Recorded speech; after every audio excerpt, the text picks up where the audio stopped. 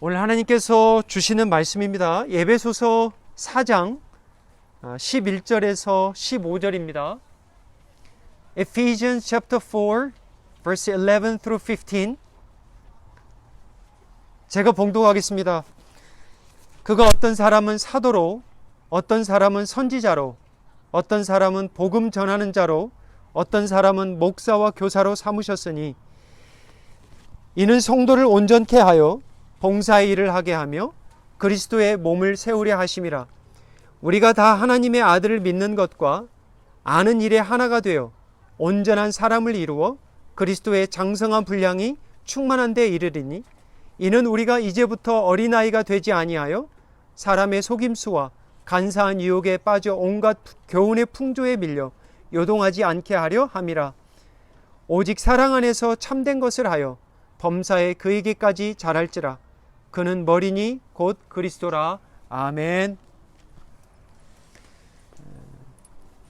창립 4주년 저희들 주일 예배를 시작하면서 올해를 시작하면서 이러한 상황이 올 줄이라고는 전혀 예상치 못했습니다.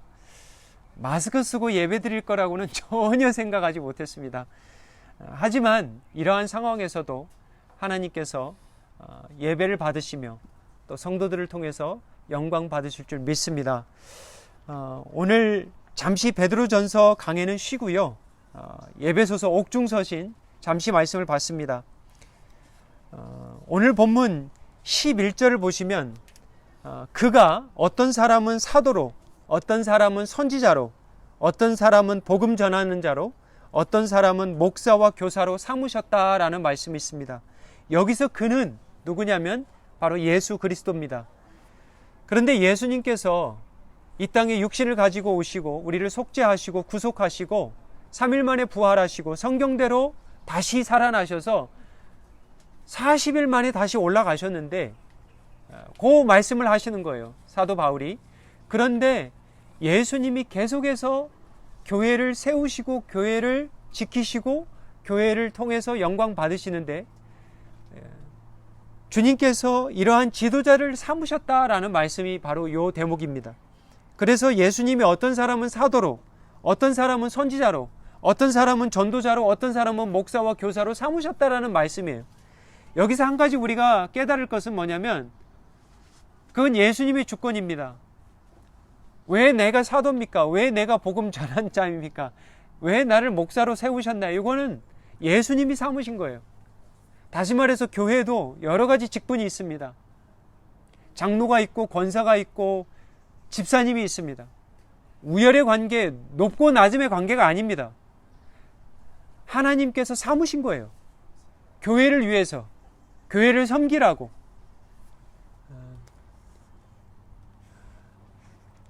오늘 이 말씀을 통해서 이 직분이 어떻게 다른가라는 것을 제가 설명을 드리기보다는 한 가지의 목적을 가지고 예수님께서 이들을 삼으셨다라는 겁니다. 12절 보십시오. 이는 성도들을 온전케 하며 봉사의 일을 하게 하며 그리스도의 몸을 세우게 하려 하심이라. 요겁니다. 다시 말해서 왜 지도자들을 세웠는가, 왜 성도들을 세웠는가, 한 가지예요. 그리스도의 몸을 세우려 하시기 위해서 삼으셨다는 거예요. 그러면 구체적으로 무슨 일인가? 성도들을 온전케 하는 겁니다. 첫 번째는 성도들을 온전케 하는 게 뭔가? 자칫 잘못 들으면 성도들을 완전케 하는가? 이게 아닙니다. 영어로 보면 equip이에요. equip. 무슨 얘기입니까? 준비시키는 거예요. 장착시킨다고 그럴까요? 무언가를 계속해서 준비시키는 일을 하라는 거예요. 목회자들이든 지도자들의 사명은 뭐냐면 성도들과 함께 동거하면서 말씀을 받고 가르치고 양육을 받으면서 예수 그리스도의 삶을 따라가면서 한 가지의 목적은 계속해서 준비시키라는 거예요.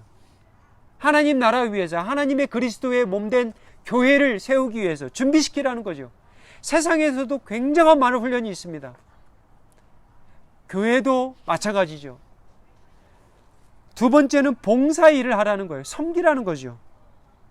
결국은 섬김입니다, 이게.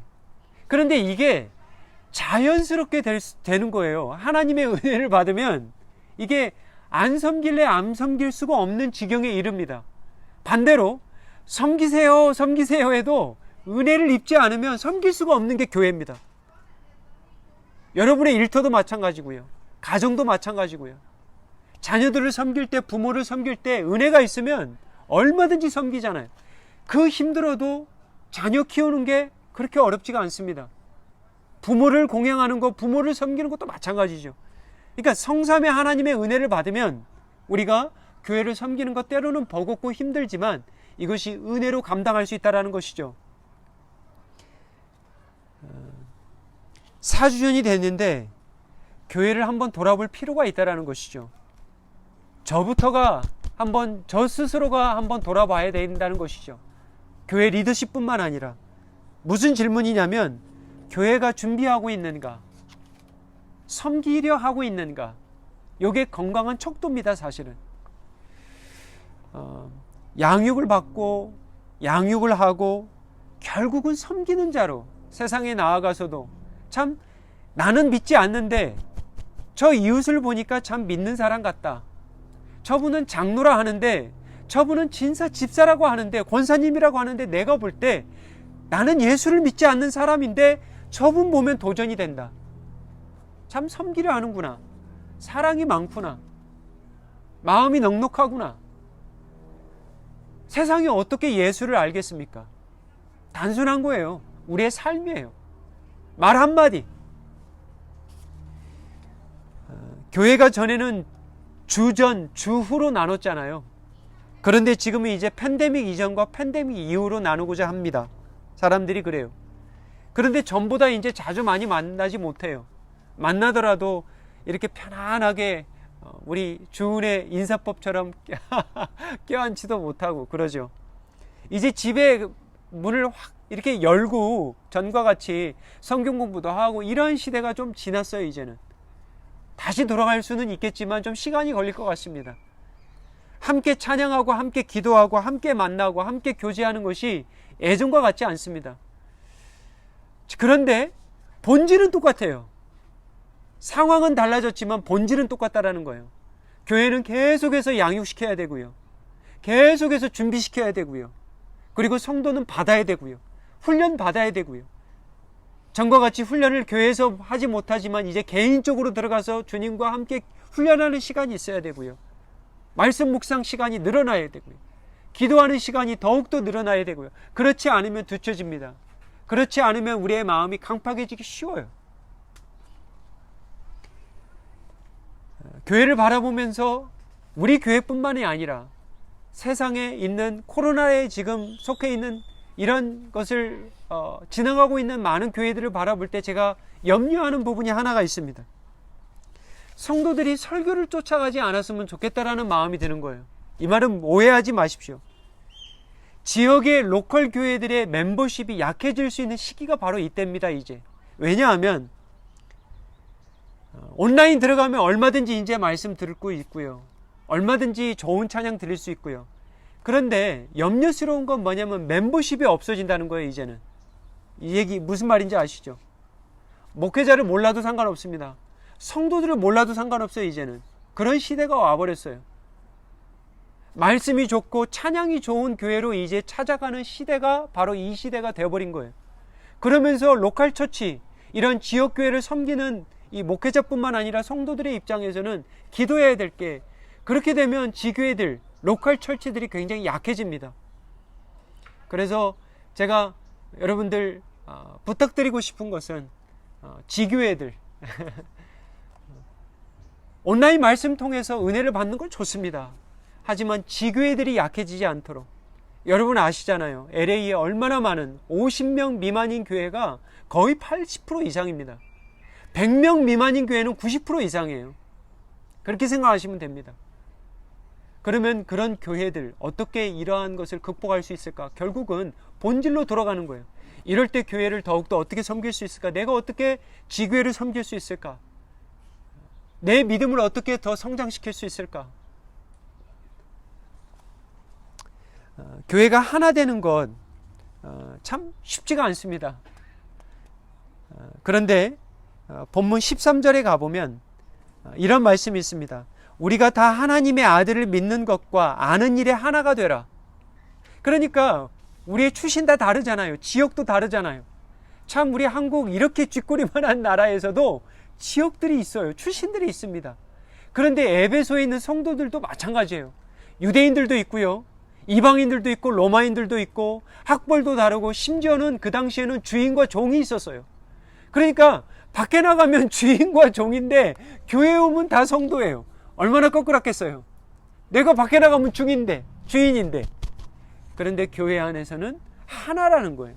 무엇로 하나 되는가 나오잖아요. 하나님의 아들을 믿는 것과 하나님의 아들을 아는 일에 하나가 되라. 그러니까 그리스도 안에 있으면 하나라는 거예요. 주종의 관계가 아니라 그리스도 안에서는 하나님의 자녀라는 거예요. 그러니까 하나님의 아들을 아는 일과 믿는 일에 힘쓰라는 거예요. 이 일에 힘쓸 때 우리가 은혜를 받습니다. 그런데 이 일에 힘쓰지 않아야 하면 나눠져요. 사실은 성도들의 마음이 나눠집니다. 참 그래요. 이게 그리스도를 붙들지 않으면 성도들이 갈라집니다. 김종복 피택 권사님 집사님이 엊그저께 연락이 왔습니다. 목사님, 주은혜 이제 돌아가고 싶대요. 그래서 왜 그래요? 그랬더니 많이 힘들대요.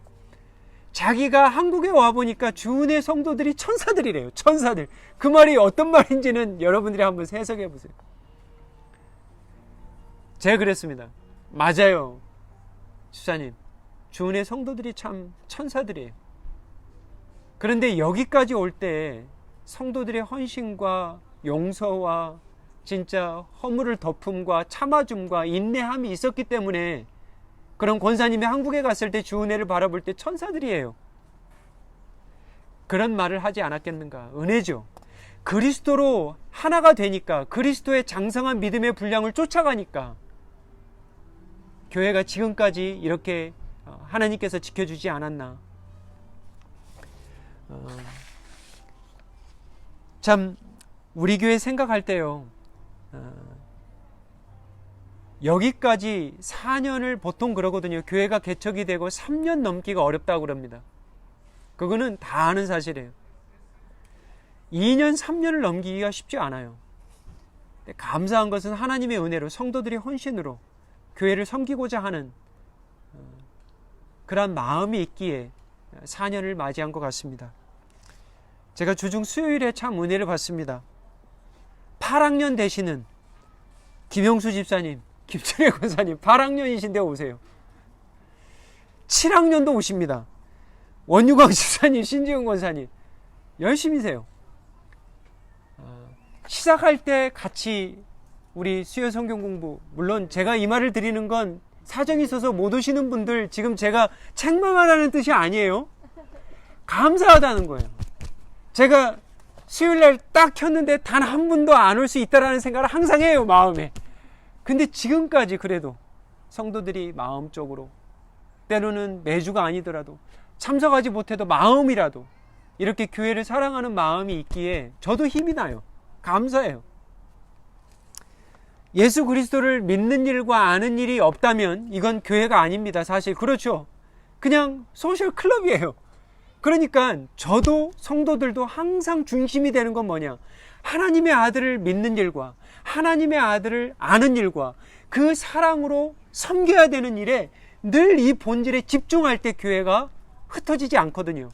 저도 마찬가지입니다. 자, 14절을 보면 어린아이를 이야기합니다. 보세요. 이는 우리가 이제부터 어린아이가 되지 아니하며 사람의 속임수와 간사한 유혹에 빠져 온갖 교훈의 풍조에 밀려 요동하지 않게 함이라. 사도 바울이 왜 어린아이를 이야기할까요? 이제는 너희들 어린아이처럼 되지 말라는 거예요. 신앙에 있어서 이제는 좀 장성한, 이게 성인으로 크라는 거죠. 자라나라는 거죠. 우리가 키가 자라듯 지혜가 자라듯 믿음도 자라나라는 거죠. 참 그래요. 신앙도 어린아이 신앙이 있고요, 장성한 이 어른의 신앙이 있습니다. 그죠? 그래, 감사한 거는 우리 성도들, 주은혜 성도들 어린아이 신앙들은 거의 없어요. 그런데 어린아이 신앙의 특징이 뭐냐, 14절을 보면 사람이 속임수와 간사한 유혹에 빠집니다. 아시잖아요. 아이들이 분별을 못해요. 구별을 못합니다. 그죠? 사탕 주면 따라가고 먹을 거 주면 따라가고 분별을 못합니다.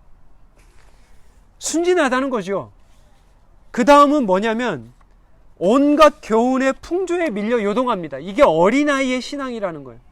다시 말하면 이게 쉽게 이야기하면 귀가 약해요. 이 사람이 이야기하면 쉽게 빠지고 저 사람이 이야기하면 쉽게 빠지고 세상의 교훈, 거짓, 속임수, 풍조, 문화, 하나님이 없는 이러한 거짓 가르침에 쉽게 휘둘린다라는 거예요. 이게 어린아이의 신앙이죠. 믿음이 있는데 장성한 이 믿음으로 가지 않았기 때문에 우리가 다 거치는 과정이죠. 그래서 실수도 하고 죄도 짓고 이리 끌려가기도 하고 저리 끌려가기도 하고 이리저리 휘둘려 보기도 하고 죄도 짓고 이게 바로 어린아이의 신앙이죠. 장성해도 마찬가지죠, 사실은. 근데 그것이 좀 덜하는 것이죠. 그리고 요동쳐도 빨리 돌아오죠, 어른들은. 여러분들은 어떻습니까? 신앙이 잘하고 있습니까? 6, 7개월 만에 봤는데 여러분 신앙이 좀 자랐습니까? 15절입니다. 결국은 뭐냐? 15절인데요. 오직 사랑 안에서 참된 것을 하여 범사에 그에게 자라갈지라. 잘하는 거예요. 근데 어떻게 자라야 되냐면 사랑 안에서. 그러니까 믿음도 좋고 성품도 좋고 삶도 좋은데 결국은 뭐가 있어야 되냐? 그리스도의 사랑이 풍성해야 된다는 거예요. 이게 없으면 사도 바울이 고린도전서에 했던 말씀 기억하세요? 내가 사람의 방언과 천사의 말을 할지라도 사랑이 없으면 소리나는 뭐예요? 구리와 울리는 꽹과리 같다 그러잖아요. 내가 예언하는 능력이 있어 모든 비밀과 모든 지식을 알고 또 산을 옮길 만한 믿음이 있을지라도 사랑이 없으면 내게 아무것도 아니요. 내가 내게 있는 모든 것으로 구지하고 내 몸을 불사르게 내줄지라도 사랑이 없으면 내게 아무 유익이 없느니라. 다시 말하면 고린도전서든 에베소서든 무슨 얘기를 하면 진리를 알고 복음을 알고 아무리 믿음이 좋아도 사랑이 없으면 I'm nothing. 참 감사한 거예요. 그래도 우리 주 내에 이렇게 사랑이 있다는 것, 식지 않은 사랑이 있다는 것, 저는 이게 기적입니다.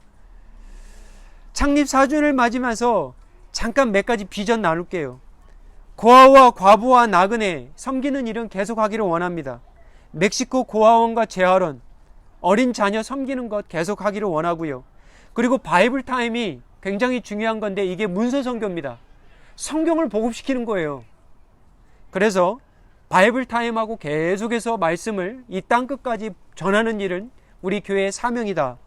그리고 이 노스코리아, 노브 노스코리아인데요. 이게 탈북자들만 섬기는 게 아닙니다. 사실은 지금 서혜미라 선교사님 지금 한국에 가 있는데 탈북자 목회자들을 섬기고요. 탈북자 교회들을 섬기는 겁니다. 그래서 하나님이 어떠한 형편에서든지 어떻게 해서든지 이들이 지금 탈북해서 여기 와 있잖아요. 그래서 이제 통일이 되면 이들을 미리 준비시키는 거죠. 그래서 탈북자만 구출시키는 것이 아니라 물론 이 가운데 저희들 여러분들 뭐 미디어를 통해서 여러 가지 뭐 부정적이거나 뭐 좀 좋지 않은 일들이 있긴 있지만 다 그렇지는 않거든요. 많은 탈북자들이 지금 헌신해서 목회자로 헌신하는 신학생들이 너무 많아요. 지금 너무 감사한 거예요. 그러니까 좋은 일들이 너무 많이 이루어지는 거죠. 안 좋은 것만 보지 마시고. 그래서 저는 그렇게 생각합니다. 이 세상에서 가장 핍박이 심한 곳이 어디냐? 바로 우리 동포들이에요. 그러면 이들을 누가 도와야 되겠냐? 이 세상에 누가 이들을 돕고 누가 이들을 위해서 기도해야 되겠냐? 저는 동포라고 믿습니다. 누가 돕겠어요? 마지막 한 가지 비전을 좀 나누고 싶은데 2세 사역입니다. 우리 교회가 앞으로 나아가야 될 길은 2세 사역인 것 같아요. 그래서 제가 목회협력위원회에 나눴지만 제가 사실은 요즘 일하고 있습니다. 일하는 이유는 저를 위한 것도 저희도 위한 것이지만 교회가 앞으로 이제 2세 사역자를 청빙을 하고 저에 대한 재정적인 부담을 조금이나마 줄여서 교회적으로 2세 사역자를 좀 앞으로 2, 3년 안에 청빙하는 그런 은혜를 강구하기 때문에 제가 이런 좀 결정을 했습니다. 그래서 무슨 일을 하냐? 병원에서 일을 합니다. 채플린이에요.